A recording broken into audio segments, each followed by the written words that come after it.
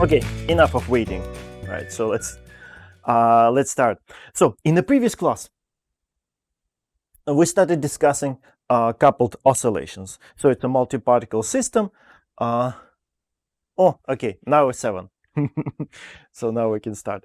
So we started discussing multi-particle system, coupled, right? And each particle of the system oscillates around its equilibrium point. So we made these assumptions. Okay, let me grab.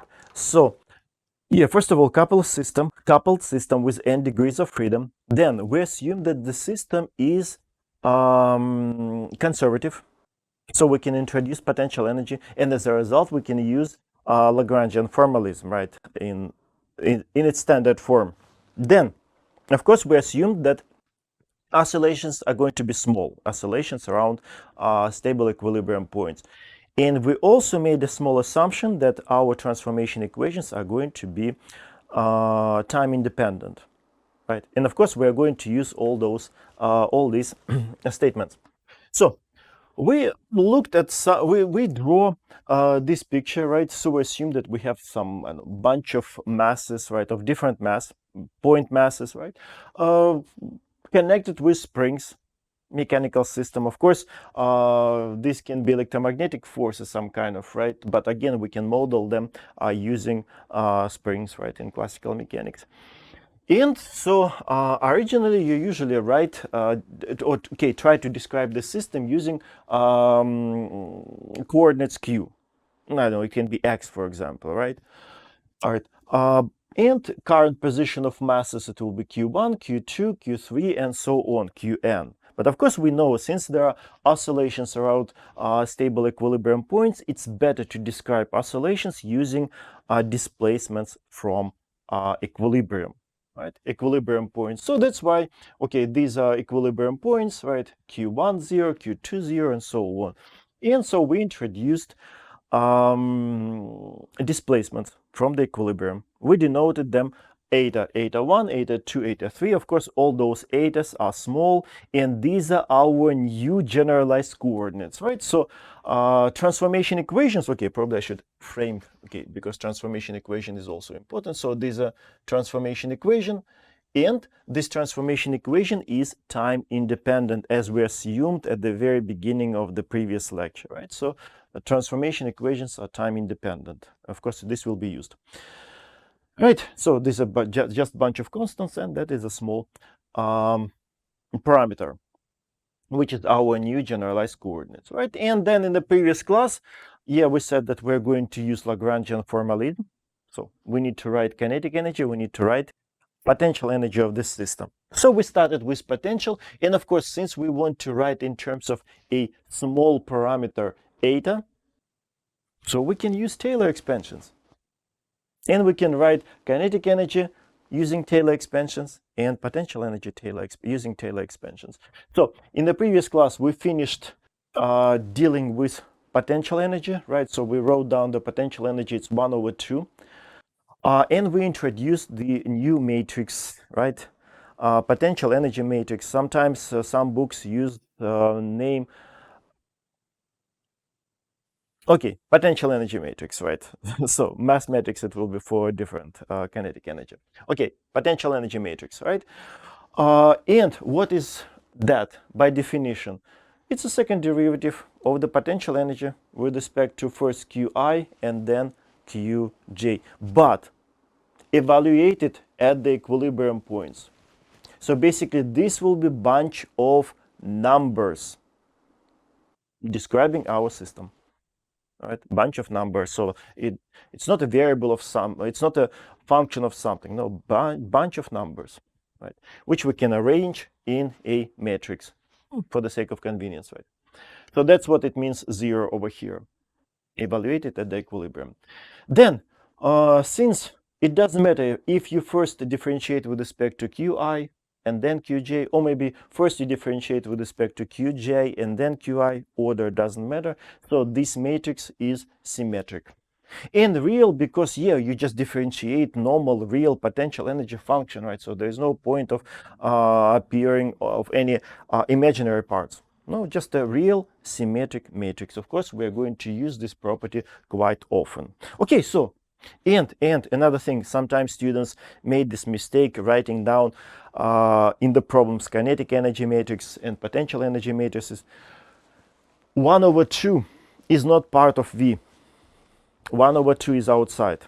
Very silly place for a silly mistake, but I see from time to time students make that mistake. Okay, so now let's write down kinetic energy in order to write down finally Lagrangian. So now kinetic energy. Right, so kinetic energy, you remember the end of chapter 1. At that moment I told you guys we're going to use this expression many times later. Basically we wrote kinetic energy in terms of generalized coordinates to see all possible terms. Okay, so we had something like this. We had a first term t0, then plus t1 plus t2. T0, it's a that part which doesn't have dependence on generalized velocities. Then this has a linear dependence on generalized velocities, right? And this has a quadratic dependence on generalized velocities, right? Okay, so of course we also wrote, okay, I'll move to this side. So we can move deeper, so it's a m naught, then plus summation, which index I used? Oh, j, okay, j, m, j, q, j dot. Again, as I said, linear dependence on generalized velocities. And then the last one was more complicated. Of course, I don't remember at the top of my head. It's a 1 over 2 summation double sum ij, mij, and qi dot qj dot. So that's what we derived in chapter 1. Okay, so let me write down. So it's chapter 1. Okay, so now it's time to use the fact that you remember we made an assumption that our transformation equations are going to be time independent. And actually, yeah, our transformation equation is time independent. If that is true, again, at the end of chapter 2, after this, we discussed that special case. Because yeah, we knew, okay, I knew that it would be used several times, and we looked at that situation. So now, since our transformation equations are time independent, basically, which means that what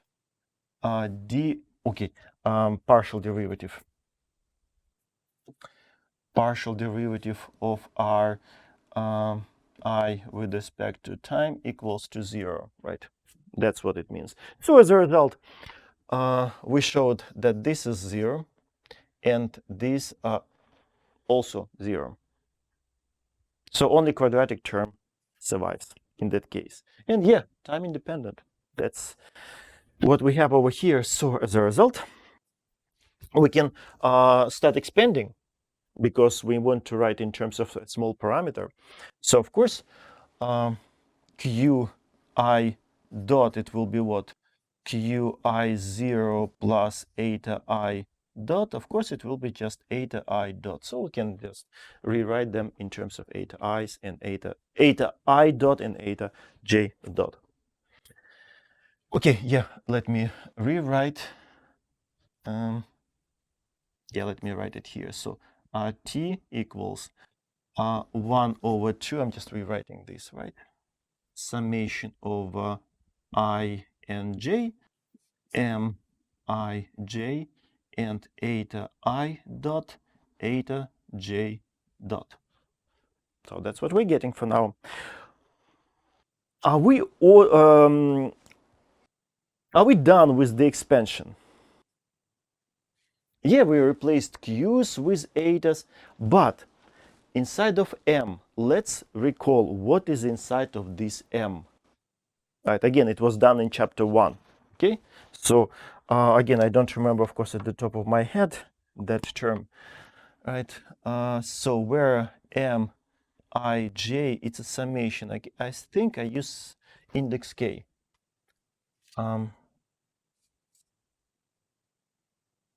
Okay, yeah, I use index k. Okay, then masses, mk, m, it's masses of point masses, point objects, right? And then we had partial derivatives of r k with respect to qi.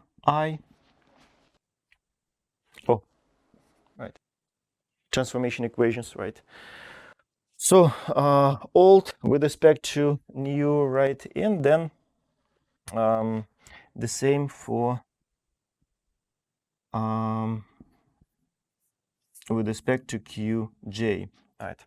So that's what we had again in chapter 1. We derived this. There is a dependence on q. So it means that m some kind of function of q, so we need to expand it also, this.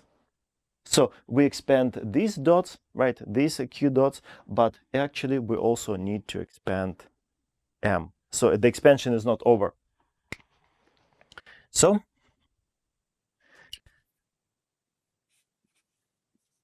needs to be expanded also using Taylor expansions. Okay, so now let me write that down. So it will be Mij equals, of course, so it will be Mij evaluated at the equilibrium points, right? Which way I wrote it?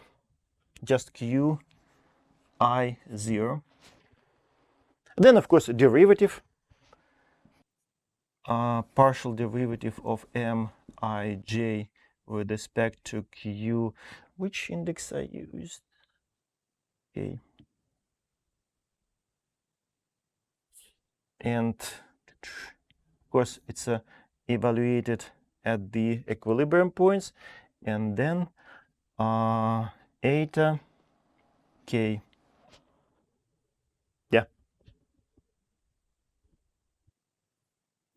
And of course, then you can write the other terms, but should be enough at this. Okay, now let's see. How many terms should we have? Okay, you see, we're expanding kinetic energy and potential energy to the second order terms. Like that's what we've done with potential energy. So we have small times small. Here, what we have already in our expansion of the kinetic energy, we have here small times small. We already have the second order terms. So if we grab this term in the expansion of m, then we will have term which will be very, very small. It doesn't make sense, right? We will have here m dot, and here, I mean, eta dot, and here we will have eta. Third order smallness, why would we keep that? So it means that we need to keep only this term, right? Let me write that down. So keep only this, right? Again, because we already have second order smallness over there. Okay, so this can be trashed. And so now let's just rename this and use symbol T, T capital. Right. Because it's a kinetic energy, we usually use T capital to denote kinetic energy. And since now we are ready to introduce kinetic energy matrix, it makes sense to use the same symbol, right? Okay, so basically what? It's in order to write this explicitly, it's what we have here, but evaluated at the equilibrium points, right? And yeah, let me rename also.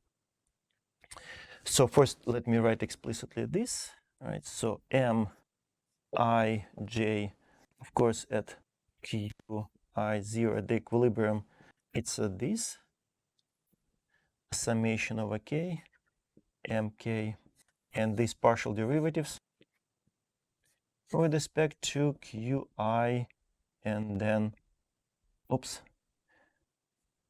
Qj, and let me put stuff like this and put a 0. evaluated at the equilibrium points.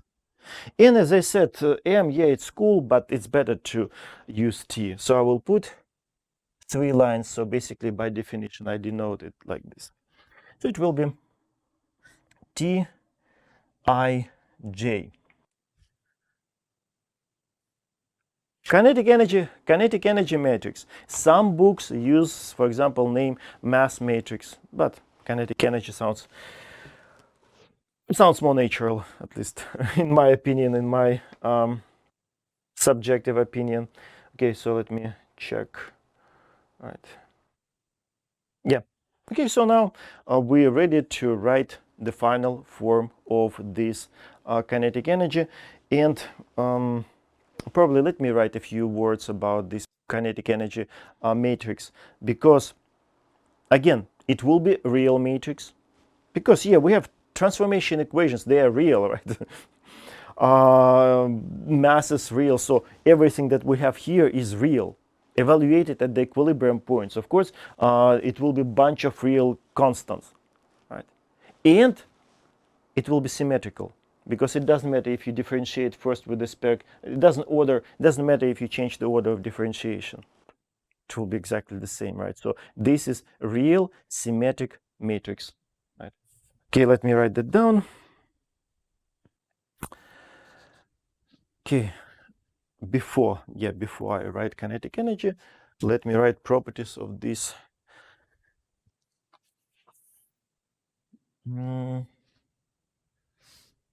Yeah, let me write kinetic energy. I'm just thinking where can I squeeze it. Kinetic energy matrix. Right. Okay, so and then kinetic energy matrix is a real and symmetrical. Okay, and real and symmetric. Oh, symmetric. So it means that Tij equals to Tji.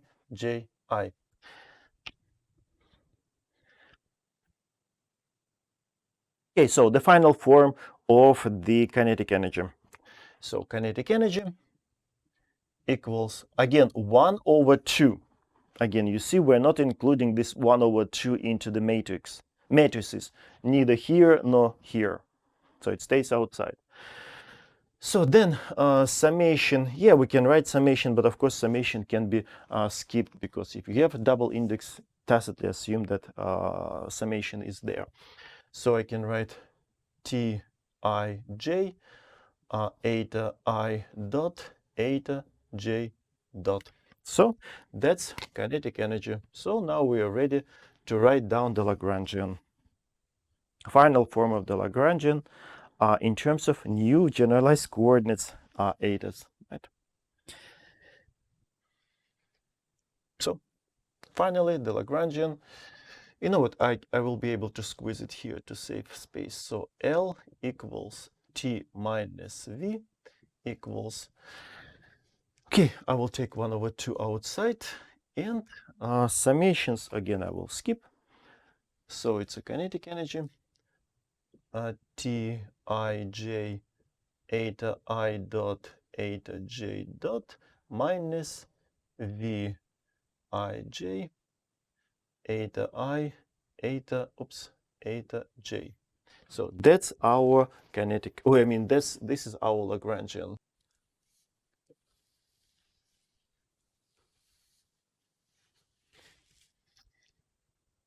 Again, which is only correct for small displacements, right? If displacements are not small from the equilibrium points, of course, it will not be able to describe the system. Okay, so let me check if, yeah, probably I should write that I, of course, runs from I and j runs from 1 all the way to n. Right.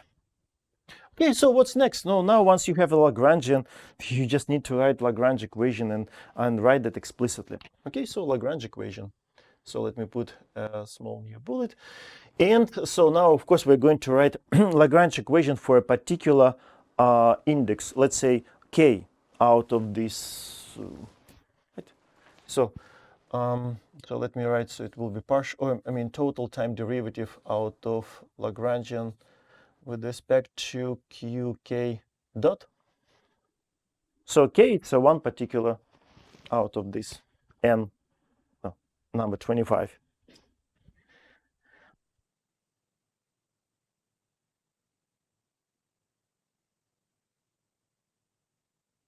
Right, and minus partial derivative of L with respect to qk equals to 0. Okay, now a little bit tedious. So we'll have, of course, d over dt and partial derivative with respect. Wait, what did I write wrong? Force of habit, right? Force of habit, still switching. Of course, not q. We switched to already etas. Now, when I was ready to start differentiating, damn it, where are the q's, right? Of course, etas.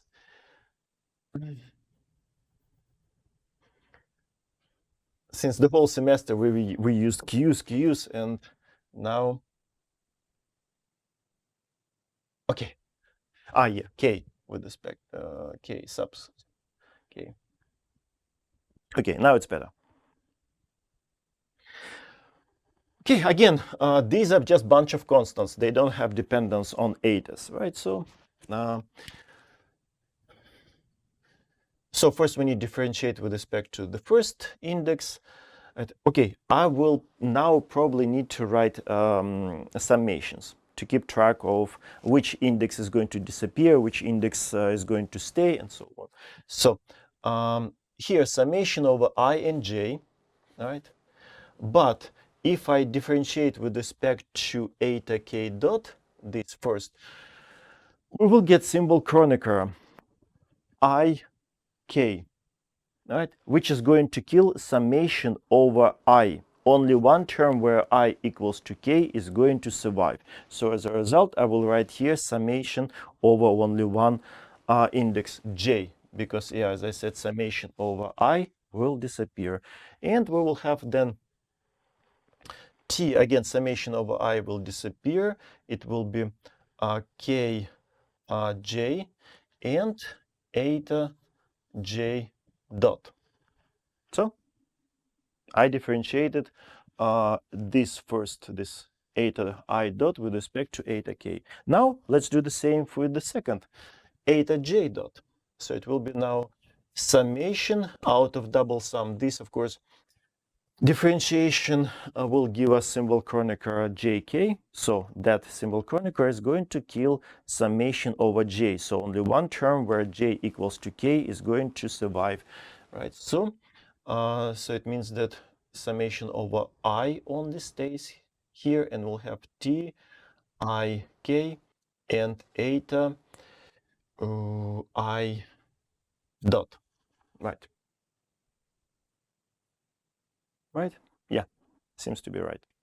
Okay, so that's we differentiated this partial derivative of L with respect to eta k dot. Now let's do the same with respect to etas. So etas only here. So we have to differentiate that. So minus is minus from this, minus from that. So as a result, we'll get plus.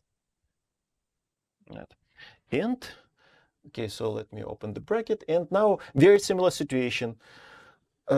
Differentiation of this with respect to that is going to give us symbol Kronecker, so which is going to kill the sum over I, right? So we'll get summation over j, v k j, right?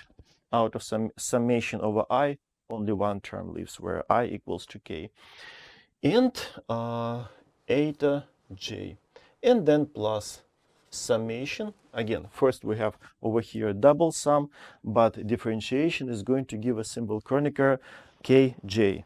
So only term where j equals k is going to leave. So V I K and eta I, right? So that's this second, and it must be equal to 0. Okay, so now let's show that this term is equal to that and this term equals to that. It's reasonably simple. So first we're going to use the properties of the matrices so that they are symmetric, right? Symmetric and symmetric. So it means that this TKJ I can write as TJK. Use the fact that it's symmetric, right? And then since index J is a dummy index, it stays only, lives only with this sum. It doesn't go outside. It means that if it lives there, if it dies there, so I can rename it, I can do whatever I feel like doing with that index in terms of its name. So I can easily, for example, change J to A. I mean to I. Right? As a result, I will have what? TIK eta I, and here I have exactly the same TIK eta I. So exactly the same terms, right? Okay, sums, two sums, exactly the same sums. So it means that I will get factor. You know what? It's not a big deal, right? A factor of 2 appears, will appear here, appear there, I can remove it. But you know what, let me drag this 1 over 2 over here. So it will cancel this factor of 2 immediately. Okay, let me bring this 1 over 2 over here. It's not a big deal.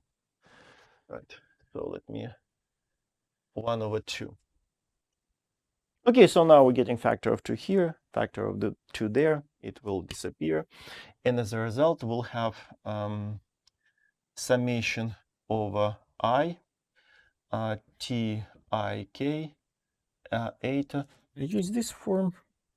Yeah, eta I, right. And then second derivative with respect to time. Of course, it is going to give us second derivative of eta, right?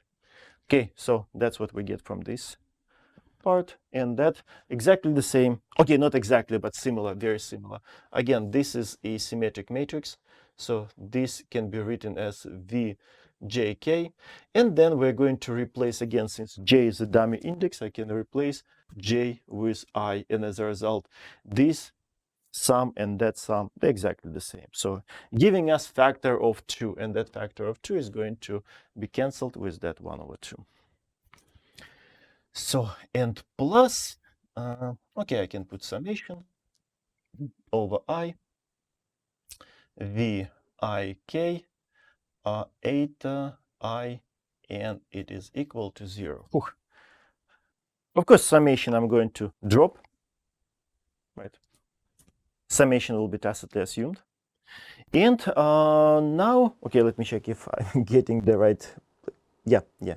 And now let's make, let's get exactly the same form as given in the book using I and J, right? So it can be easily done. So first, I can use probably symmetric properties one more time. So it will be T K I eta I double dot plus V K I eta I equals to 0. So you see, I just changed order of the subscript because they are symmetric.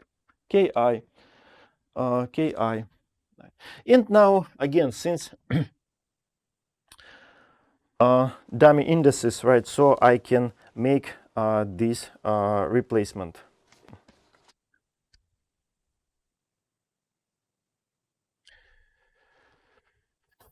K I can label as I, and I can label as J.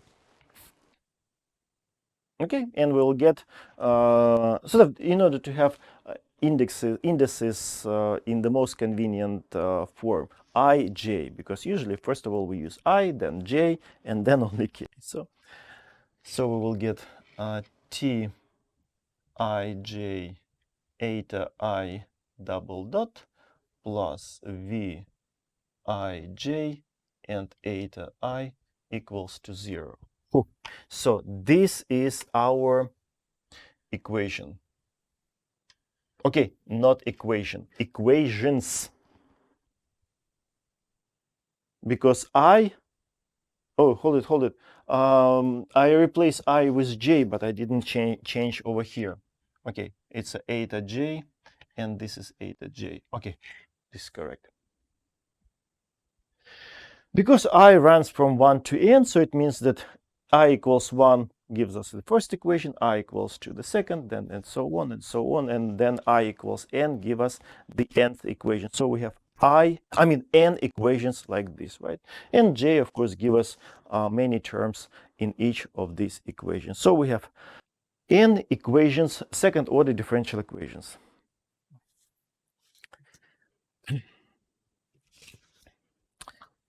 All right. So we have n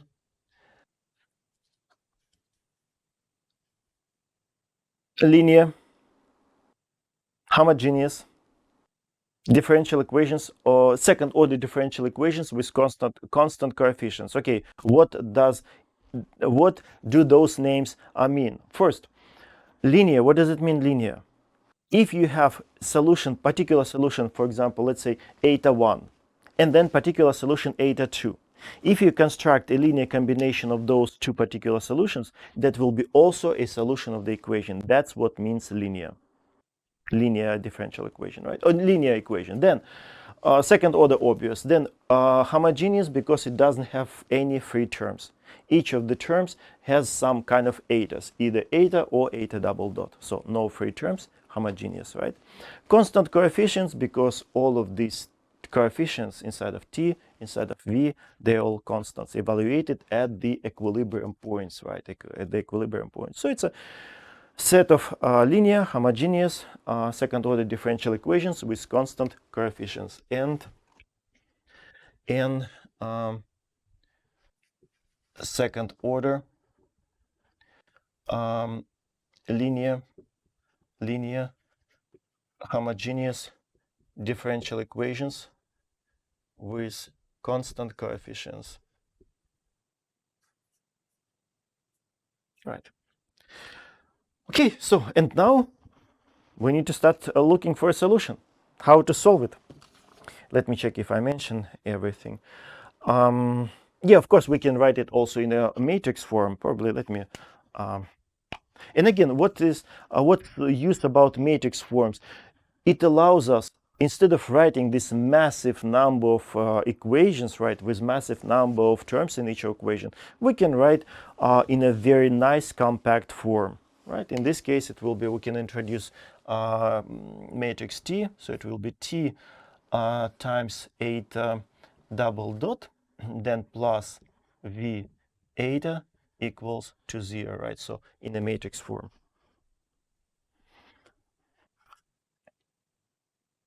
Right. Okay. So from time to time, we're going to jump from component form to matrix form and so on.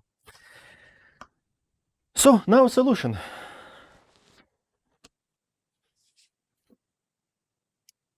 So now let's think about the solution.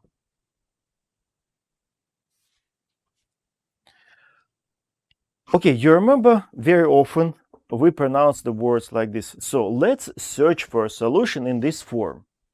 Completely legitimate, as long as you can prove that that form actually can be a solution of your equation, right? So nothing wrong with that. And of course, in which form should we search? Of course, we're trying to describe oscillations, small oscillations around equilibrium points. Of course, we know from undergraduate level courses that usually sine and cosine functions describe those oscillations, right? So, and there's no any real reasons not to use those functions again here. But of course, it will be probably more complicated solution. Instead of just one sine function, we can have a bunch of sine or cosine functions, right? It makes sense. But the thing is, again, nothing wrong with sine and cosine, and they're actually equally reasonably easy to use. But of course, it's better slightly better to use exponential function, right? Exponential function and in a complex world, right? And then, of course, if you're interested in the real solution, of course, you can take the real part and you're all set. But of course, it's easier to manipulate with an exponential function. It's probably the most convenient function in the universe, right? From the mathematical point of view. It doesn't matter what you do with the exponential function, every time it will pop up again with some additional, factors in front, right? Okay, so I can write, so let's search for a solution. Search for a solution in this form. So eta, right? Okay, so j, eta j, right? So then some constant, most likely it will be a complex constant, because now we're sort of trying to lose the touch with reality and try to go to some complex world, right? Again, in an attempt to simplify life in terms of mathematics, right? Some constant, then amplitude aj, it's amplitude, maximum displacement of a particle from the equilibrium. So this is just the displacement at any moment of time, right? And this is the maximum amplitude. And then times e to the power of minus I omega t. So the time dependence will be over there. So of course, if you take a real part, you will get cosine function, right? So that's what we will have to do at the end. But this is very crucial part. Okay, of course I need to frame it, right? It's not the solution, but we are searching for that, for the solution in this form. Look, I use subscript j here. I used subscript j there. Why didn't I use any subscript next to omega? It's a very important part of the solution, right? In terms of understanding, and actually we discussed that in the previous class. You remember when I told you about the general strategy that we're going to apply to address to describe the system like this. You remember what we decided to look for. Right, you remember I told you that number of all possible oscillations basically infinite, right? And of course, out of that infinity, of course, there must be oscillations when all the particle oscillates with exactly the same frequency, right? And those oscillations we called normal modes. When we put here omega without any subscript, basically we're saying that we want to find those particular oscillations when it doesn't matter which particle we're looking 1, 2, 3, eta 1, eta 2, eta 3, or maybe eta 100, eta 155, right? Frequency will be the same. So searching for the solution in this form, we're looking for those normal modes when the whole system oscillates with exactly the same frequency. It's a very, very important moment, and I want to emphasize on that. Right. Okay, so now let me say something about this. Right, so these are solutions where all etas oscillate with exactly the same frequency, right? So it's a solutions where all etas oscillates with the same frequency. All etas oscillate with the same frequency. Oops. The same frequency. Right. Basically, yeah, normal modes. Let me write underneath. Normal modes. We're looking for the normal modes. So this is very important part.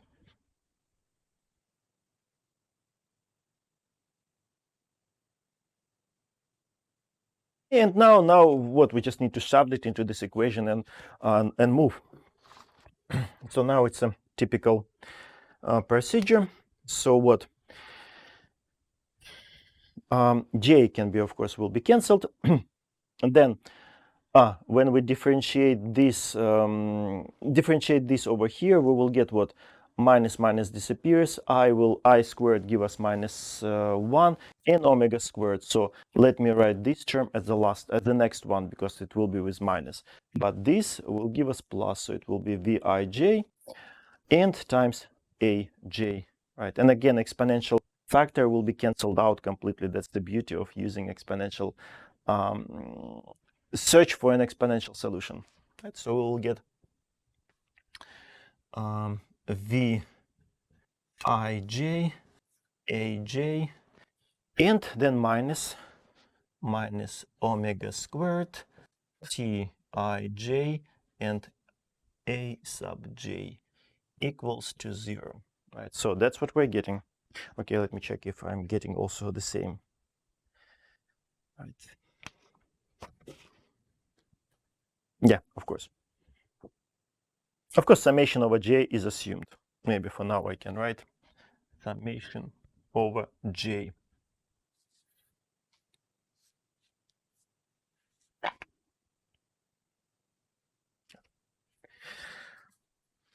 So what are we getting now? System of algebraic equations. So here we had differential equations, now algebraic equations. And keyword homogeneous. Again, what does it mean homogeneous? It means that there are no free terms without a sub j, right? And when does a system like this, homogeneous system of homogeneous algebraic equations, have a non-trivial solution? Only in one situation, right? You remember, at least when I was a student, we learned that in linear algebra, in the course about linear algebra. So the system like this can have a non-trivial solution only in one situation, when a determinant constructed out of these coefficients is 0. Otherwise, there is only one solution, trivial. But what does it mean, trivial solution? It means that displacements are 0. And who can be interested in the system which is not disturbed? No oscillations, trivial solution, of course, no one wants that, right? So it means that we need to demand that determinant of the system must be equal to 0. Right? Okay, so let me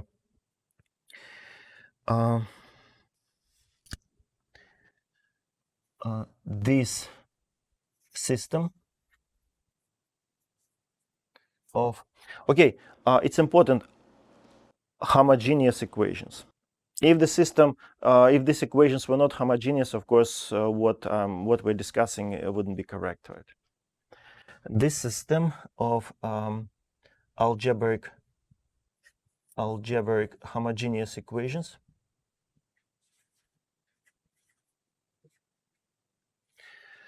has a non-trivial solution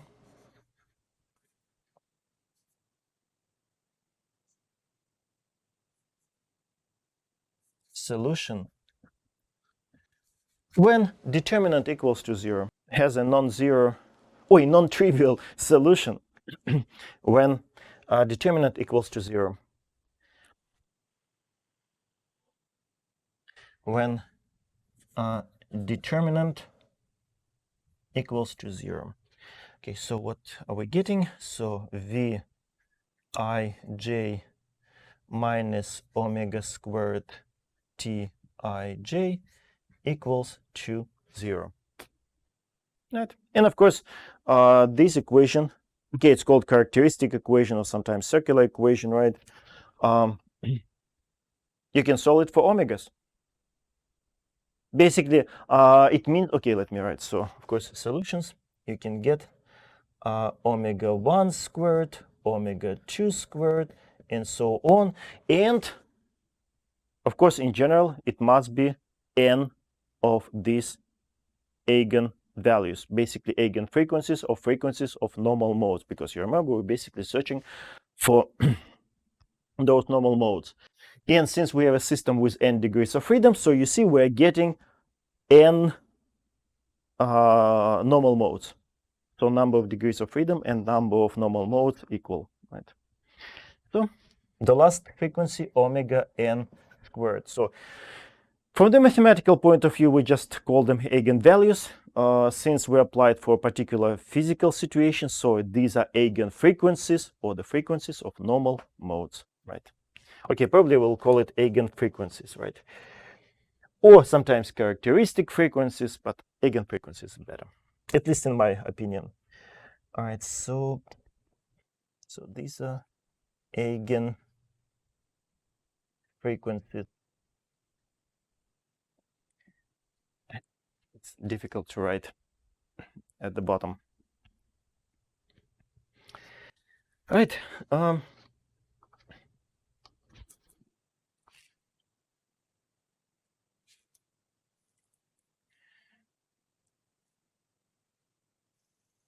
Okay, probably I will keep the picture. I'm standing and thinking what can be erased, because very often we have to discuss what is this, what is that. So it's better to have a system somewhere at the top. So let me erase just up to this point.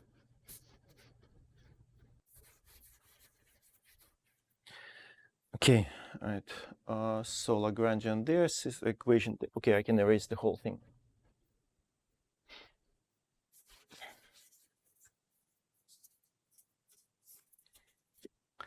Right, and so also, in order to simplify our life in terms of notations, let's just denote this omega as omega squared as lambda.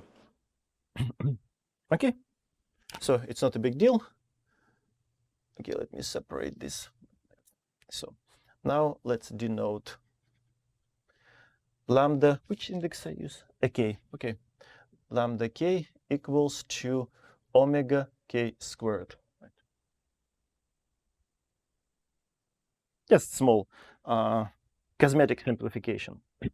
And then so now after this, okay, only with these frequencies, this function can be a solution of this differential equation. That's what we're getting. Only at these frequencies, this function can be a solution of that differential equation. Right. So every time when you search for a solution of some differential equation in a certain form, most of the time during the matching, you will impose some restrictions under which conditions this function can be a solution of your differential equation. So we naturally imposed some restrictions. Only at those frequencies that function can be a solution of that differential equation. Okay, so now what's we need to find amplitudes. Right, amplitudes. So we need to grab all of those frequencies, plug them back in our. Okay, you know what? I should frame this because I will have to use it several times, multiple times, and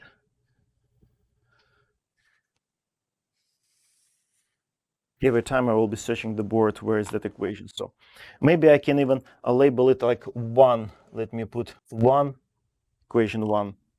Right. So now plug this. Which should we wait? Okay, so now put those omega squared into equation 1, right? In order to get eigenvectors, right, for each eigenvalues, right? So you've done it in math many times. Okay, so as a result, what are you going to get? For lambda 1, which is equals to omega 1 squared, you're going to get, of course, after solving, right? Of course, examples we will look later, but for now, we're just trying to outline the procedure. So you're going to get, so A1 eigenvector, which consists of what?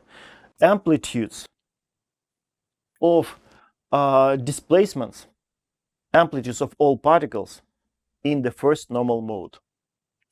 The first normal mode, the frequency of the first normal mode. So if you grab the omega 1, plug it there, solve it for A, you will get just a bunch of amplitudes of the displacements of each of these particles, right? So it will be something like, of course, we can arrange them in a column.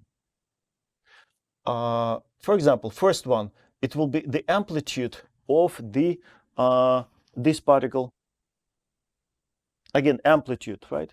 Then A2 will be amplitude of the second particle, and then and so on, all the way to AN. But you know what? At the same time, we can write similar for lambda 2. On purpose, I left some space over here. On purpose. For lambda 2, of course, we can write something similar for A2. So now this will be what? Amplitude of the first particle, but now in the second normal mode. So we need to tell, it means that we need to add an additional index, which will tell us with which normal mode, in which normal mode we are right now. So this is first normal mode. It's the amplitude of the first particle, and it makes sense to add additional index, A11, which will tell us that it's an amplitude of the first particle in the first normal mode. Then A2, it's the amplitude of the second particle, this, in the first normal mode. So the second index means mode, or denotes the mode. Right? Then over here, the last one, AN1. Okay, it's the amplitude of the last particle n in the first normal mode. So the last index, the second index, tells us, give us information about the normal mode, right? And then, of course, this will be amplitude of the first particle in the second normal mode, then amplitude of the second particle in the second normal mode, and so on, all the way to amplitude of the nth particle in the second normal mode. All right, and so on. So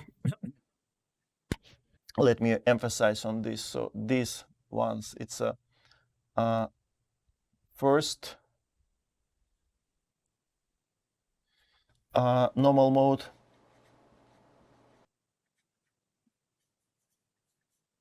and these are second mode. Right. And of course, I can write all the way to n, but I think 2 should be enough. But you know what? Let me write, what if I take amplitude of ith particle in the jth normal mode and write that down? So if you see like this, so it's a, which way I wrote, it's the amplitude of the ith particle, amplitude of the I particle in the J normal mode. In the J normal mode, in the J normal mode, right?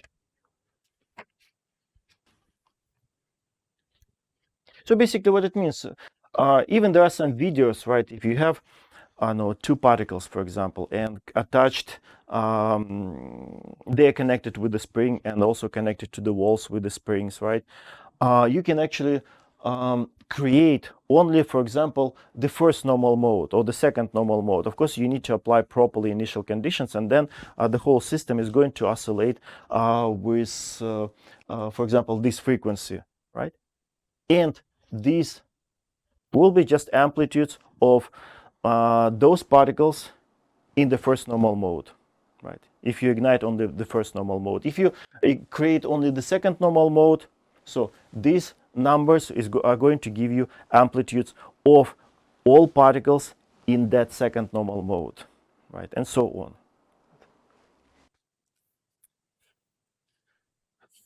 on. So now we discussed that, all right? Okay, so now basically this is part of the procedure. We outlined part of the procedure, and you've done in some math courses something similar to this. Now we're not writing general solution, right, in our description of the procedure because it's too early, right? So at this point now we need to sort of digress from the procedure, and we need to get properties of what? Properties of eigen frequencies, eigenvalues. It's very important to know, right, what we to see what we can get about them, and also we need to get properties of eigenvectors. Again, we must know some additional information about these eigenvalues and eigenvectors before we can write a general solution, right? Okay, so now as a result, let's leave this.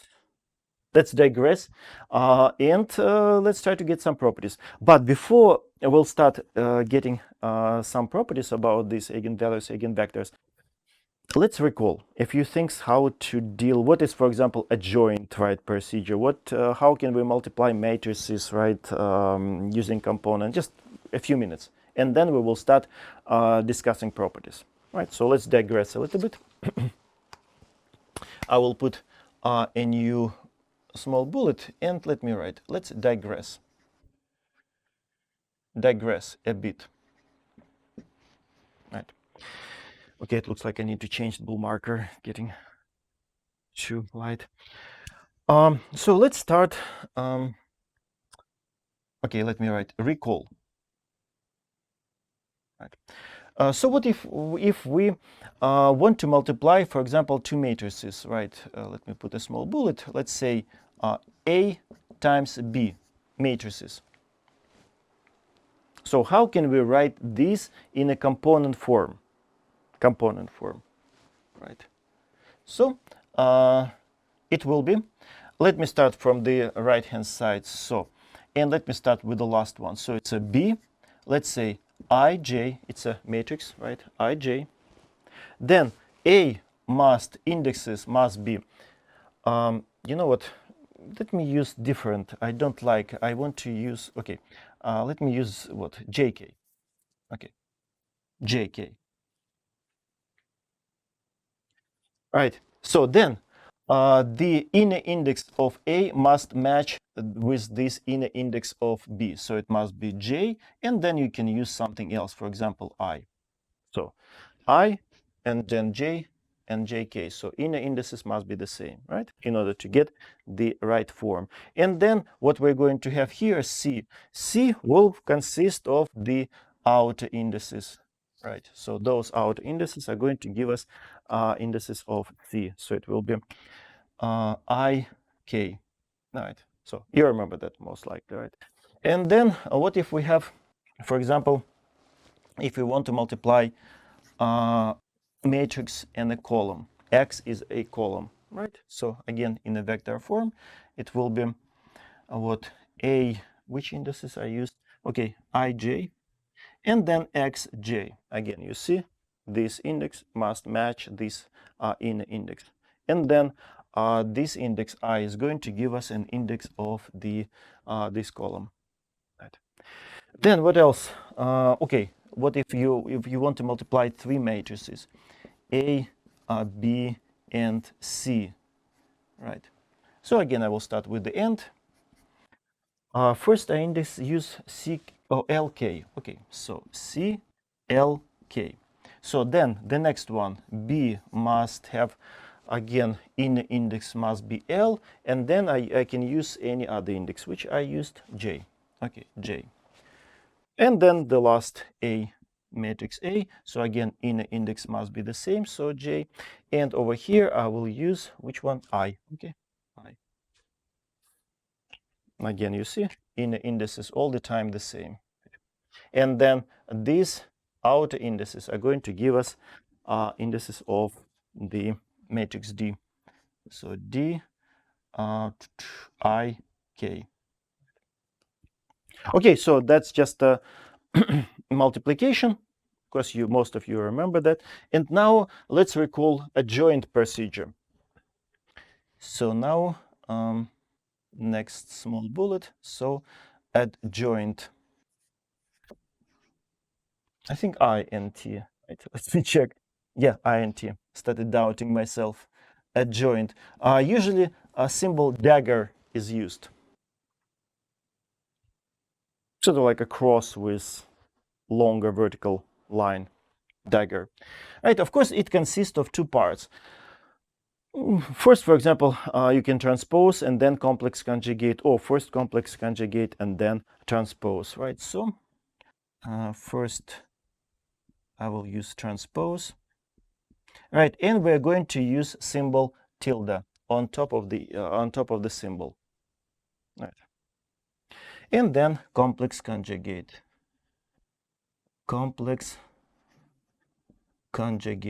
and we're going to use asterisk and a few properties, because now we will need them. We're going to apply this adjoint procedure, so that's why I decided to digress. And this we will use from time to time here and there. Right? All right, so a few properties. What if you take a joint on the product of two matrices, right? Dagger, a joint. So what? You change the order. So first you take a joint of B and then multiply with the joint of A. Right. Then what if you apply a joint on the product of some number and the matrix, I think, right? Yeah. What if you apply on lambda times A and again a joint, right? Lambda doesn't have to be real, right? It can be complex, it can be real, right? So in this case, sorry, it should be lambda complex conjugate and times A adjoint, right? I think it should be enough, right? Let me check. Yeah, it should be enough. Okay, sort of we digress a little bit. And now back to the properties of eigenvalues and eigenvectors.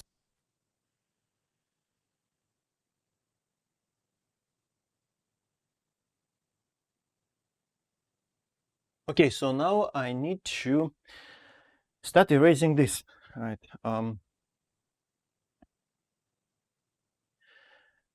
I will need this, I think, right, from time to time, and the rest can be erased. We remember this, yeah.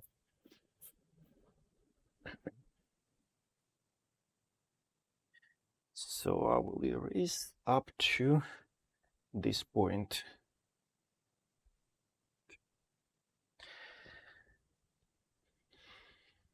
Yeah, that's what I wanted. I remember there was something else. Okay, now I looked close at my notes. Okay, another thing. Okay, let me put two lines separating. So let's apply a joint for our matrices, T and K, kinetic energy matrix and potential energy matrix, right? So T adjoint will be what? Will be equal to T, right? Because it's real, so complex conjugate is not going to do anything, right? And then since matrix is symmetric, so transposition is not going to change matrix, so it will be exactly the same T. Again, let me emphasize, it's a real plus symmetric. All right. And the same we can say about the potential energy matrix. So V adjoint equals to V. Right, okay, so now it's complete. Before I felt like there must be something else. Right. Okay, so now, okay, now let me write back to properties of, so now let me put a new small bullet and back to properties of eigenvalues and eigenvectors. Again, that was just a small digression. All right, so let me write this equation. Okay, so let's assume that we solved the problem. We have all Eigen frequencies, and we found eigenvectors. So let's pick a particular mode. For example, mode K out of these n modes. Some particular mode K. I know 155th mode, right? And write this equation for that particular mode. In a matrix form, in a matrix form, right? All right. Okay, so let's take a particular mode K, right? So of course lambda K has lambda K and AK, and of course the eigenvector, right, AK, and of course we can write equation 1, right? So now write equation number 1, right, in a matrix form. So it will be V acting on the column A sub k, because now we're talking about that particular mode. V acting on A sub k, right, and then minus. Okay, actually, let me follow the notes. Let me move this term to the other side with plus. And instead of omega squared, we will, of course, we use lambda k. Lambda k and T n times A sub k. Right. Okay, you need to understand. Although we have two subscripts, but there is no summation over here.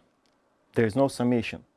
So basically what we have here, we have some matrix, all right, so to matrix V, right, so it's a matrix V, then you have, you multiply it by the column A1 K all the way to A n K, and then lambda K, it's just a particular number.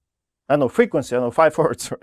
155 hertz. It's a particular number, right? Which belongs to the kth normal mode, right?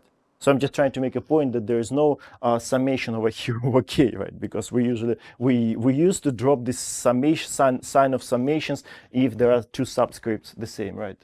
But it's not the case. Then here there will be matrix which each is T, right?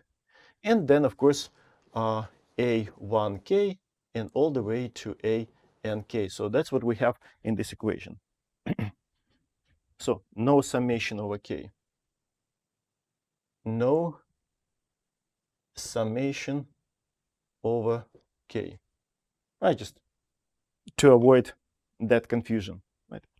Okay, so let's leave it alone, and now let's write a similar equation, but now for a different particular mode L.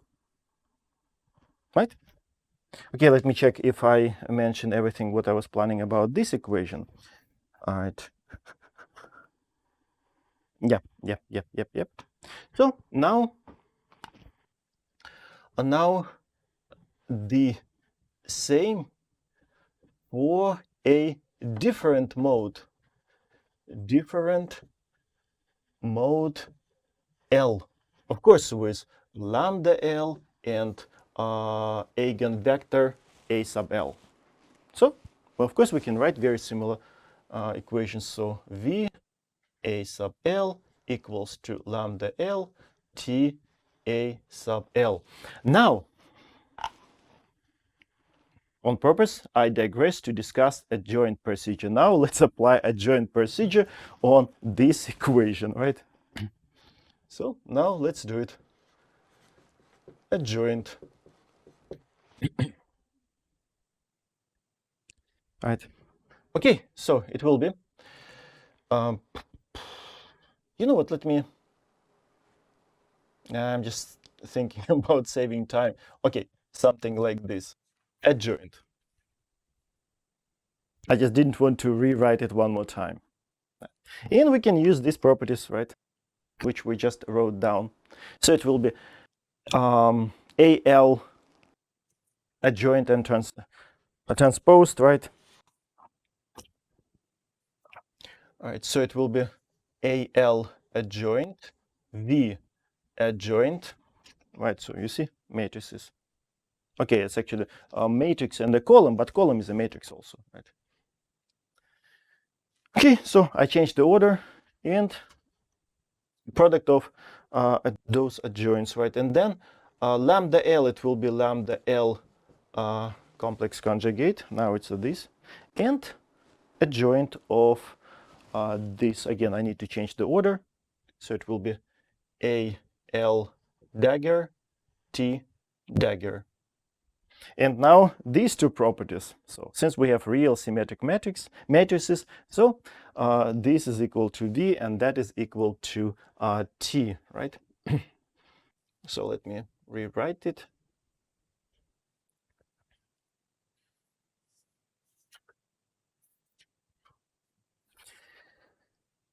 Yeah, so A, L, dagger, V equals lambda L complex conjugate A, L, dagger, T. Okay, so now let's mix it with the equation for the case normal mode. All right. Okay, we will be able to stop at the right moment. Okay. All right, so what I'm going to do, I'm going to probably rewrite this equation and this equation underneath over here, right? So now let's combine with K equation, that for the case mode with, yeah, K, you understand that, right? So we'll probably write first that equation.